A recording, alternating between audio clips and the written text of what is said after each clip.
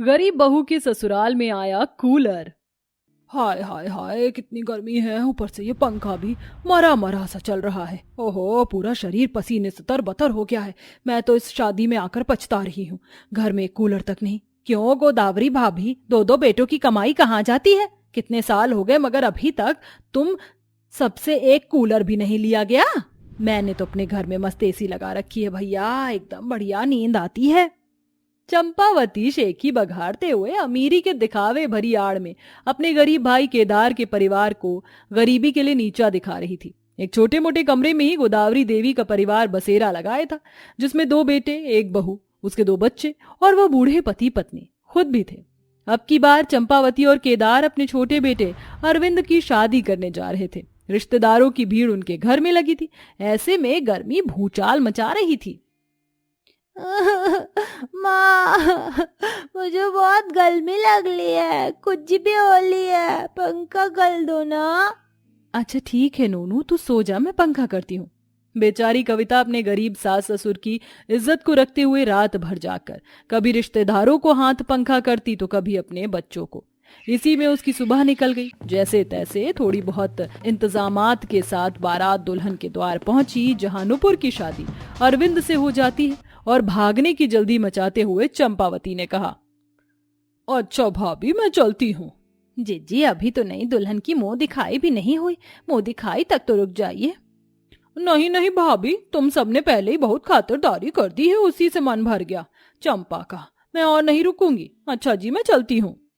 चंपावती के इस बर्ताव से बेचारी गरीब ससुराल वालों के दिल को बहुत ठेस पहुंचती है। नुपुर अपने ससुराल आकर देखती है कि वहां सुख समृद्धि की कोई चीज नहीं थी। हालत ये थी कि बड़ी कष्ट और कठिनाइयों से 2 वक्त की रोटी का गुजारा चल पा रहा था। शादी की पहली रात उस दिन भीषण गर्मी थी। माँ जी, देवर और देवरानी जी की नई नई शादी हुई है, वो बेचारी खुद अपने मुंह से कुछ बोलेंगे नहीं, हमारा फर्ज बनता है। मैं समझती हूँ बहू, आज के लिए हम सब बाहर सो जाएंगे। ईश्वर ने हमें जितनी जगह जमीन दी है उसी में गुजारा करना होगा। कविता बिछाने के लिए कोने में रखी फटी चिटी चटाई उठाकर जैसे ही जाने लगती है, तभी नुपुर बड़ी नरमी से कहती है, दीदी आप सब कहाँ जा रहे हैं? देवरानी जी, हम सब बाहर सोने जा रहे हैं, आपको और देवर जी को कोई तकलीफ नहीं होगी। लेकिन बाहर तो हवा भी नहीं चल रही और गर्मी इतनी है, आप सब अंदर सोएंगे बस। ये सुनकर 4 साल के नोनू और 6 साल की मासूम मीठी के चेहरे पर खिली हुई मुस्कान लौट आई। वो झट से नुपुर से लिपट गए।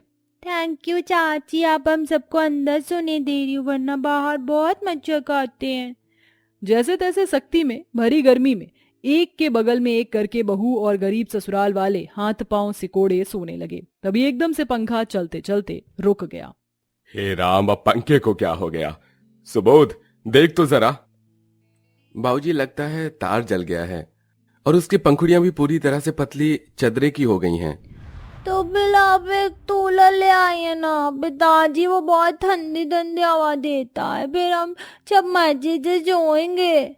नोनू के जुबान से कूलर की इच्छा जताते ही सबकी आंखें नम हो गई और एक बड़ी चुप्पी सी छा गई, क्योंकि हाल फिलहाल सुबोध और अरविंद के पास खास कोई काम धंधा भी नहीं था। बड़ी मुश्किल से खींचकर रोटी का इंतजाम हो पाता। इसी तरह से वक्त बीता जाता है। जहां अमीर अपने आलिशान घरानों और क्वार्टर में चैन और सुख भरी नींद में सोते, तो वहीं ससुराल वालों का दिन रात गर्मी में पहाड़ सा कट रहा था। बीते वक्त के साथ नुपुर गर्भवती हो जाती है और धीरे धीरे मई जून की आग बरसाने वाली भीषण गर्मी शुरू हो जाती है। एक सुबह, सुबोध भैया, अरविंद जी, ये लीजिए, इसमें आप दोनों की रोटी बांधी है। गर्मी की वजह से रोटी तो मन पर ही नहीं चढ़ रही। नुपुर, रहने दो। अरे तो क्या दिन भर दोनों भाई भूखे रहोगे? खाओगे नहीं तो कैसे चलेगा शरीर? बहू तो एक काम कर, दोनों को सत्तू बना कर दे दे। जी माँ जी। नुपुर घड़े में से पानी निकालती है। हे भगवान, इस गर्मी ने तो हद मचा रखती है, मटके का पानी भी एकदम उबल रहा है। नुपुर सत्तू बनाकर देती है। दोनों भाई मन मार कर उसे पीकर काम पर निकल जाते हैं। सुबह के 7-8 बजे ही सड़क पर चिलचिलाती हुई धूप छाई ही थी। अरविंद और सुबोध के माथे से तार तार पसीना टपक रहा था। तभी अरविंद ख्वाहिश जताते हुए बोला, बाप रे बाप, इस साल तो गजब के रिकॉर्ड तोड़ गर्मी पड़ रही है। पूरा बदन जैसे धूप में जल रहा है। इस गर्मी में तो बस ऐसा मन करता है कि कूलर की ठंडी हवा में लेटे रहें। मेरे भाई, अगर हम गरीब लोग घर बैठ जाएंगे तो कमाएगा कौन? हम जैसों को तो सर्दी, गर्मी, बरसात, कैसा भी मौसम क्यों ना हो, परिवार का मुंह देखकर कमाने निकलने ही पड़ता है। सुबोध की बातों में गरीबी की जिंदगी में गुजरने वाली कड़वी सच्चाई बसी थी। तभी दोनों भाई एक कूलर की दुकान के सामने से गुजरे और ठहर गए। अरे क्या लोगे भाई, मेरी दुकान में एक से बढ़कर एक कूलर है, कहो तो दिखा दूं। लेकिन हमारे पास इस कूलर के लिए पैसे नहीं है फिलहाल। अरे तो क्या हुआ, आजकल तो फ्रिज, एसी, कूलर किश्तों में मिल जाती है, आकर देख तो लो भाई। चलिए ना भैया, चलकर एक बार ये कूलर देख लेते हैं, देखने का दाम थोड़े ना लगेगा। दोनों भाई दुकान के अंदर आते हैं जहां दीवार पर एसी लगी थी और पूरे दुकान में बड़ी ठंडक थी। ये लो भाई, ये देखो, ये मेरी दुकान की सबसे सस्ता कूलर है। वही 10,000 से शुरू है दाम, फिर कोई 12 है, कोई 15 में है, और ये वाली 25,000 की पड़ेगी, यही ले लो। लेकिन ये तो बहुत महंगी है, हम गरीब लोग इतना महंगा कूलर लेकर क्या करेंगे? अरे भाई ले लो, लंबा टिकेगा ये कूलर। वैसे भी सस्ता रोए बार बार, महंगा रोए एक बार। चलो अब जल्दी से 10,000 दे दो, बाकी किश्त में कटवा देना। लेकिन भाई साहब, हमने आपको बताया तो था, हमारे पास 10,000 तो क्या 200 रुपए भी नहीं पड़े।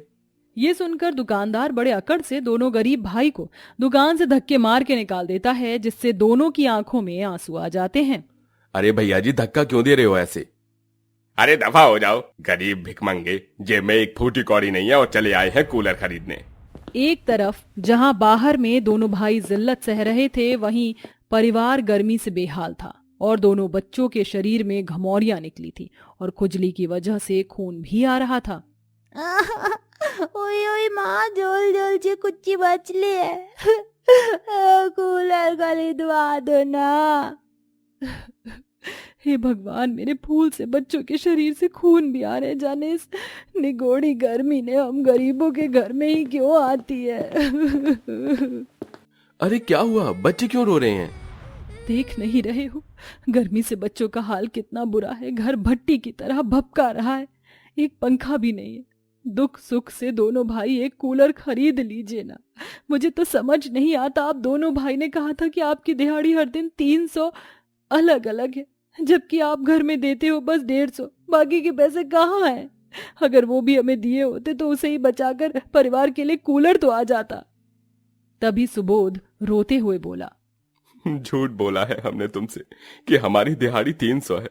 अरे हम जैसे जाने लाखों गरीब कितने ऐसे काम के लिए भूखे बैठे हैं। हर तरफ मारामारी है, मुश्किल से दिन भर की 70 रुपए दिहाड़ी कमाते हैं हम। ये सुनकर उनका दिल निकल आता है। तभी बहू नुपुर समझदारी दिखाते हुए कहती है, दीदी, हमें इन पर जोर कसने से बढ़िया सबको मिलकर मेहनत करनी होगी। फिर हम चाहें तो महीने के अंदर घर में कूलर ला सकते हैं। ये कोई बड़ी चीज नहीं, मेहनत बड़ी बात है। अब पूरा परिवार साथ मिलकर मेहनत करते हैं। गर्भवती होकर भी गरीब बहू भट्टी में काम करती, जिसमें उसकी सास और जेठानी भी लग जाती है। तो वहीं दोनों बेटे भी अलग अलग कमा कर लाते। एक एक पैसा जोड़कर आखिरकार गरीब बहू के ससुराल में नया कूलर आ जाता है। सभी की आंखों में एक अलग चमक और मन में उतावली थी। माँ, जल्दी से कूलर चलाओ ना। अरे पहले कूलर की आरती तो उतारने दो बच्चों। बहू, थाली तो ला। ये लीजिए माँ जी। सावित्री घर आए नए कूलर को किसी देवता की तरह पूजा पाठ करती, जिसके बाद नुपुर फट से कूलर चलाती। पूरा ससुराल हवा खाने के लिए कूलर के आगे बैठ जाता। कूलर के चलते पूरा घर एकदम चिल्ड हो जाता है। अरे वाह, इस कूलर ने तो तूफान ही मचा दिया सावित्री। हाँ सुबोध के बापू, इस कूलर की ठंडी ठंडी हवा ने तो पूस का जाड़ा याद दिला दिया। ओ बल्ले बल्ले, अब हमारे घर भी कूलर है, हम भी मजे से सोएंगे। कूलर के आ जाने से सभी के चेहरे से दुख और हताश मिट चुकी थी और उस दिन पूरा ससुराल सुकून भरी नींद सोता है।